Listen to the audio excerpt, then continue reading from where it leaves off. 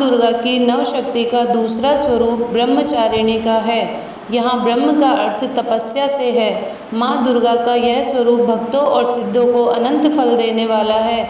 इनकी उपासना से तप, त्याग, वैराग्य, सदाचार और संयम की वृद्धि होती है। ब्रह्मचारिणी का अर्थ तप की चारिणी यानी तप का आचरण करने वाली। देवी का यह रूप पूर्ण ज्योतिर्मय और अत्यंत भव्य है। इस देवी के दाएं हाथ में जप की माला है और बाएं हाथ में यह कमंडल धारण किए है। पूर्व जन्म में इस देवी ने हिमालय के घर पुत्री रूप में जन्म लिया था और नारद जी के उपदेश से भगवान शंकर को पति रूप में प्राप्त करने के लिए घोर तपस्या की थी। इस कठिन तपस्या के कारण इन्हें तपश्चारिणी अर्थात ब्रह्मचारिणी नाम से अभिहित किया गया। 1000 वर्ष तक इन्होंने केवल फल फूल खाकर बिताए और 100 वर्षों तक केवल जमीन पर रहकर शाक पर निर्वाह किया। कुछ दिनों तक कठिन उपवास रखे और खुले आकाश के नीचे वर्षा और धूप के घोर कष्ट सहे।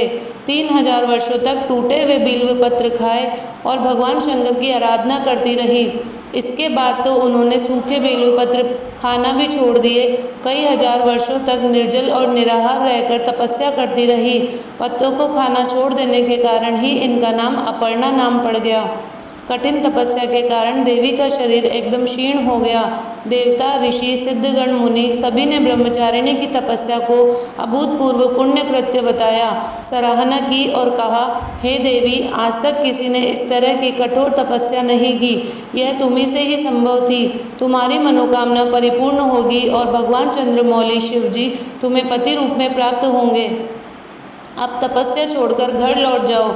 जल्दी तुम्हारे पिता तुम्हें बुलाने आ रहे हैं। इस देवी की कथा का सार यह है कि जीवन के कठिन संघर्षों में भी मन विचलित नहीं होना चाहिए। माँ ब्रह्मचारिणी देवी की कृपा से सर्व सिद्धि प्राप्त होती है। दुर्गा पूजा के दूसरे दिन देवी के इसी स्वरूप की उपासना की जाती है। जय माँ दुर्गे।